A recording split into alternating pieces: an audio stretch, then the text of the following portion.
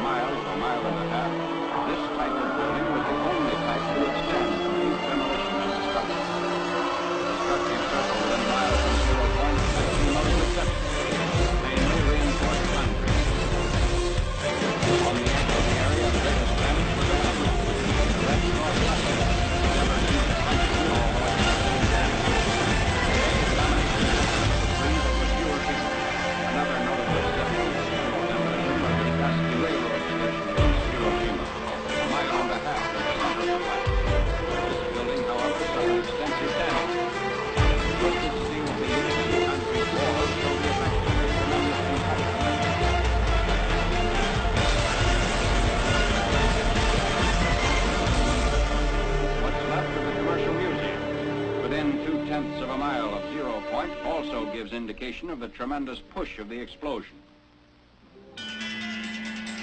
Amazingly enough, bridges did not suffer too badly at Hiroshima. This steel rail bridge, 1 mile from 0 point, had the side toward the explosion virtually blasted by flying particles, which removed almost all the paint. But the side away from the explosion did not need a new paint job. Roads in the area fared better than buildings or bridges. Shortly after the fires died down, traffic was resumed. Today, these highways through the ruins are again in use.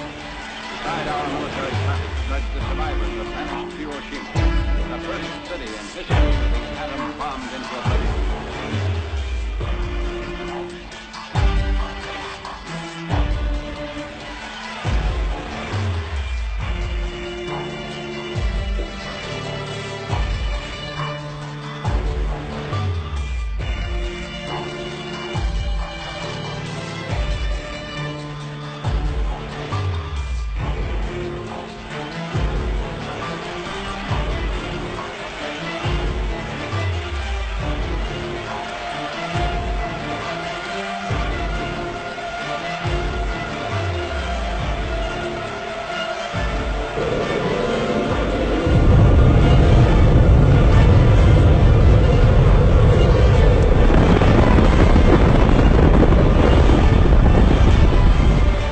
nuclear bombs exist? Your immediate answer is yes. But how do you know? During the mid-20th century, television and movie watchers were bombarded with imagery of what was purported to be atomic test footage. But what were they really watching? They couldn't rewind a videotape or rescan through a video on their computer. So what option did they have but to accept these images at their face value? Now we have opportunity to scrutinize these images to see if they hold up to analysis. Take a look at these trees. Now what was that? And who turned the camera? They're in awfully straight lines, aren't they? Now this must be a different blast because it's coming from a different direction. Wait, now they put it back. But those are the same trees we saw in the first clip, aren't they? And now this. First they showed us these trees that they panned left. Then they show us these trees that look like they should be next to a model train. Notice how straight the rows are. It looks artificial to me. Then they show us these trees again. Where's the forward camera? And then back to these trees again. And then they show us what looks to be a real forest. It's been chopped down or torn down. Now take a look at this. It's footage of the first H-bomb test called Ivy Mike. Watch how it changes.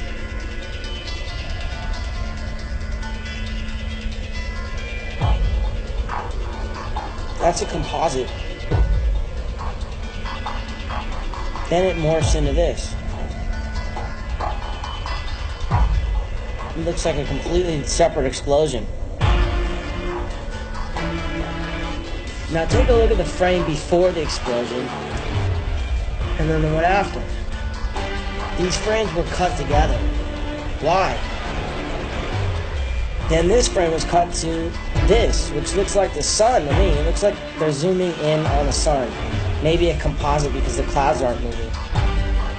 Then they introduced some sort of liquid. It looks like a laboratory concoction in composite with the sun. Next is Operation Dominic Fireball in the Yukon. What does that look like to you? Watch it again. It's the sun. Now here's Operation Greenhouse. These guys are getting all ready to see what looks to be the sun again.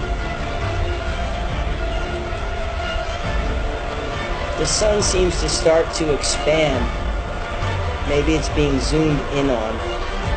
They worship the sun after all, Lucifer. So why wouldn't they use him as their greatest weapon?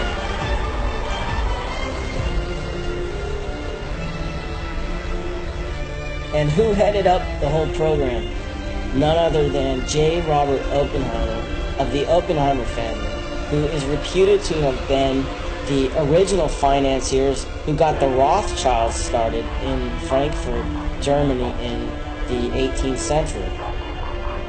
He should do his duty, and to impress him, takes on multi-armed form and says, "Now I am become death, the destroyer of worlds." You're thinking, what about Hiroshima? Is that Hiroshima? Is that Hiroshima?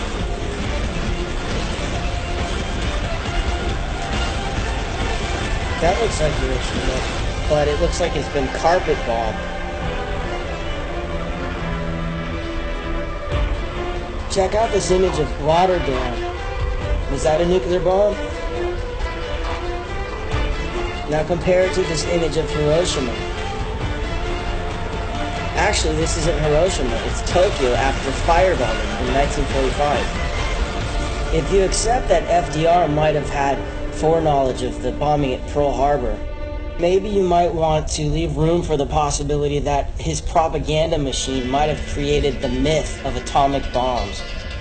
There's no question that the powers that be have ballistics with tremendous explosive capacity.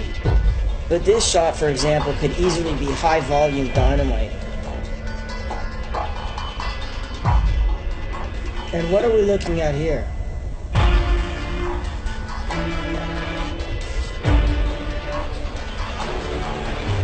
Take a look at this house again. Whatever was strong enough to blow it to smithereens wasn't strong enough to even shake the camera. And look how high up the camera position is. Are we looking at another model? Now look at this bus and this car. Whatever's blowing them up is not moving the camera. And this building seems to blow up from the inside. Everything gets blown every which way except for the camera.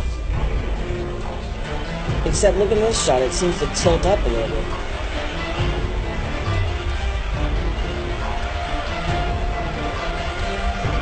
Now this is one of my favorites. Watch the two guys behind the glass. Who's filming him? Isn't he being exposed to all that rocket fuel? Anyways, I'm not trying to convince anyone of anything. If you're hell-bent on believing that they can blow up the world at the push of a button, then go ahead.